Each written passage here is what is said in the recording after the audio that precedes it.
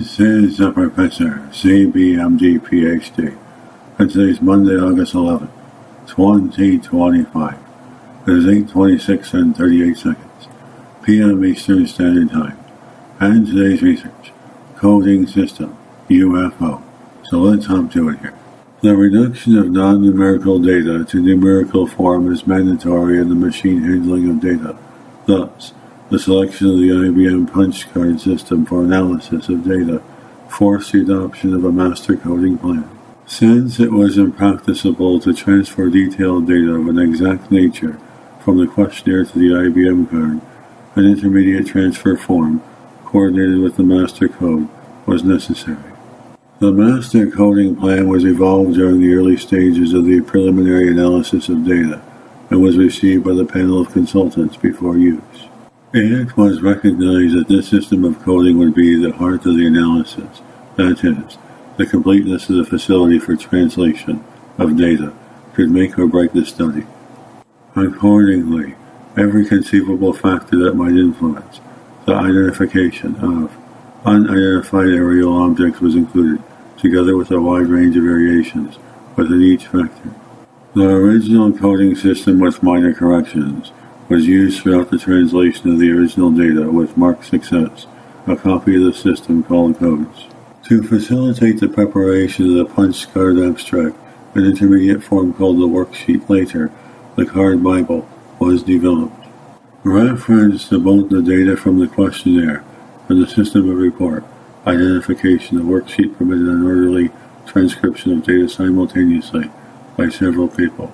In conjunction with the codes, the worksheet was used during the reduction of the original data to code form necessary for transfer to punch cards. After the analysis was underway, it became apparent that the mechanics of machine processing could be improved by incorporating in the IBM card system group classifications of certain factors requiring more than one column for discrete expression. In addition, the inclusion of certain data relating to the evaluation and bearing of the sun with respect to the observer was considered necessary. Finally, a critical examination of certain segments of the data indicated the need for the definition of a new factor relating to the maneuvers of the object or objects cited. Prior to the start of the analytical study, it had been assumed that the combination of stated factors would, by interference, define the maneuver pattern. However, at the time that the maneuver factor was determined to be critical, it was physically impracticable to make the required definitions and reevaluate the original data. Therefore, no code for maneuverability has been included in the codes, Card Bible, or IBM cards. The actual reduction of data to IBM punch card form presented a problem of mass transfer of figures by several workers.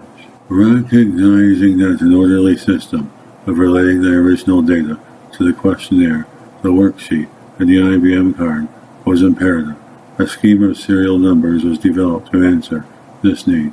The first data consisted of a series of order file folders identified by the year and location of the sighting or sightings they contained.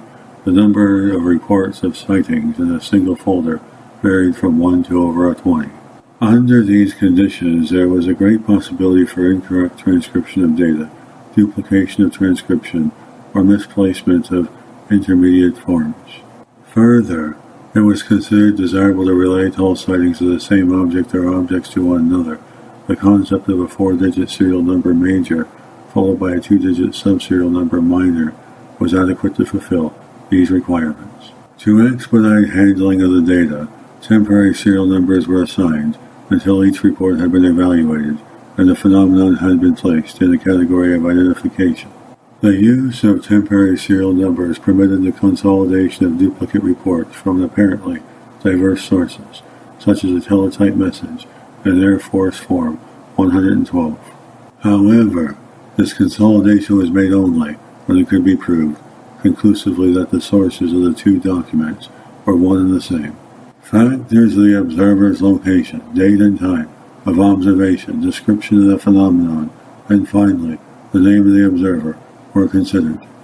In this manner, the assignment of major serial and minor subserial numbers in continuous series was made, only to the reports accepted for the statistical study.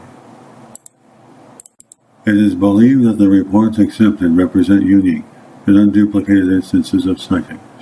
During the course of the transcription of the data to machine card form, it became obvious that certain reports could have been independent observations of the same phenomenon. So, if the presentation of an analysis based on one report for each sighting was valid, the concept of unit sightings, a presentation of an analysis based on one report for each phenomenon, should be valid also. Further, the examination of data relating to the actual number of phenomena was considered to be the proper basis for assessing the probability of technological developments outside the range of present-day scientific knowledge. It must be recognized that the process of identifying object sightings was deductive, while that for unit sightings was definitive. A conservative approach was adopted in the determination of object sightings using the factors of date and time of observations, location of observers, duration of observations, and range, bearing track direction, and identification of the phenomenon. Any error of selection of object sightings will tend to be in the direction of reducing the actual number of phenomena observed. Several instances of unit sightings that might be one object sighting were noted, but the evidence was not conclusive enough to justify consolidation of the reports. Following the determination of object sightings, a series of serial numbers called the incident serial numbers was established to facilitate any number study of a specific object sighting. Each reported sighting that relates to an object sighting received the same incident serial number, a 4-digit code paralleling the major serial number series. For machine manipulation, it was desirable to be able to select the sample of cards, all reports, all sightings, or all phenomena to be included in a particular study. The concept of a sighting identification number was evolved to fill this desire, using one column of the IBM card and the correlated working papers. The code for this function was developed. Multiple punching eliminated, and each used several columns for discrete expression of the variations. Selection of the proper number in this column thus permitted selection of the desired sample of cards. This video was created for educational purposes only. Codename Will, Professor Christopher Brunet, Leader of Research, Scientist, Ufologist, Psychic, Computer Programmer, Computer Technician, Philanthropist, Writer, Mathematician, Artist, Photographer, Film Producer, Chef, Animal, and Nature Lover. Passion, World Peace. Hope you enjoyed listening. Until next time, have an excellent day. This is the Professor, CBMD, PhD, and today's Monday, August 11th, 2025. It is 8:20.